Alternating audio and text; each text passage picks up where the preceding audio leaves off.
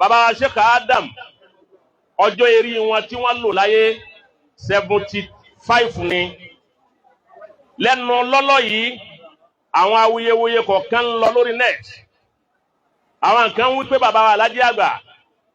wọ́n bí Sheikh Adam lọ́mọ àwọn kan ní bàbá Alhaji àgbà bí Sheikh Adam bá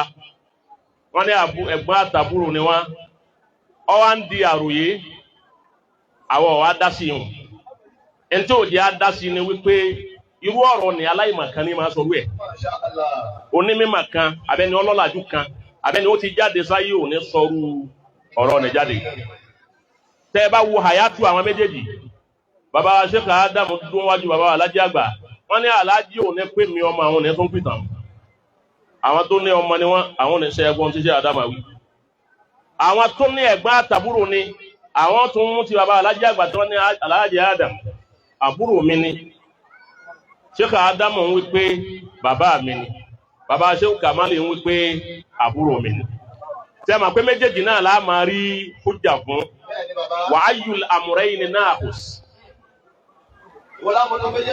wa ayyamal amrayni akhasta fala udwana èyí tó bá wù ọ́nú méjèèjì tó bá mú bọ́ ọlọ́mọ ni ọlọ bọ́ ọlábúrò ni ọlọ àwọn tí ń lọ lè gbé ìtàn jáde pé bàbá Alhaji àgbà wọ́n bí wọn ní 1894 àbí 1893 gbogbo àwọn tí ń lè gbé yẹn wọn jáde màjèsí ni wọn ò ma iṣẹ́ Alhaji àgbà ni iṣẹ́ wọn ju sí 105 ọdún lọ èjì tí wọ́n ń bù fún àwọn kéré fún ṣẹ́ wọn ó nídìí gbogbo èèyàn wọ́n bá máa ṣe bàbá Alhaji àgbà sọ ẹni tó rí bí wọn rí ṣáájú kún tó dé wá sọ nú àwọn tí wọ́n ti lọ tó nírú àhásù tí wọ́n níhun so àbátọ́ kọ́ wọn kéwú Sheikh Tajul Adaby ẹ̀kọ́ ọjọ́ eré Sheikh Tajul Adaby ẹ̀kọ́ ní Alhaji àgbà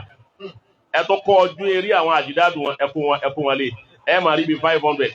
ó tún wá kù lẹ́yìn tí sẹ́yìn wọn máa lọ ní 1000 years ẹnu èjì tí wọ́n lò nìkan lọ ń dààmú sí èyí tí sẹ́yìn wọ́n fi máa lọ tó kù ń kọ́ èyí ṣe tó kó yẹn pọ̀ máa kọ́ máa rí bí 2000 àbí 3000 gẹ́gẹ́ bẹ́ẹ̀ ni ó rí lọ́dọ̀ Mọ̀lánà Sheikh Adam náà ọjọ́ eré ká fẹ́ lò lára àwọn bàbá wọn ní tí wọ́n ti ṣe òun ti kọjá ọjọ́ eré tí wọ́n lò láyé ọlá apá wa ò máa àṣà Ọlọ́run láti ń dárú àṣà ni ẹwọ ọjọ́ eré tí Ànábì Muhammad lò láyé Ànábì tí wá kú nísìn 1448 òun la Ànábì tí wá kú ẹ wá wo iye ọjọ́ eré tí Ànábì ti tún lò lẹ́yìn ìgbà tó lọ rẹ̀ èyí ń ní a fi máa sọ fún àwọn èèyàn wa nílọrin yìí wípé bàbá wa Sheikh Adam àti bàbá Alhaji àgbà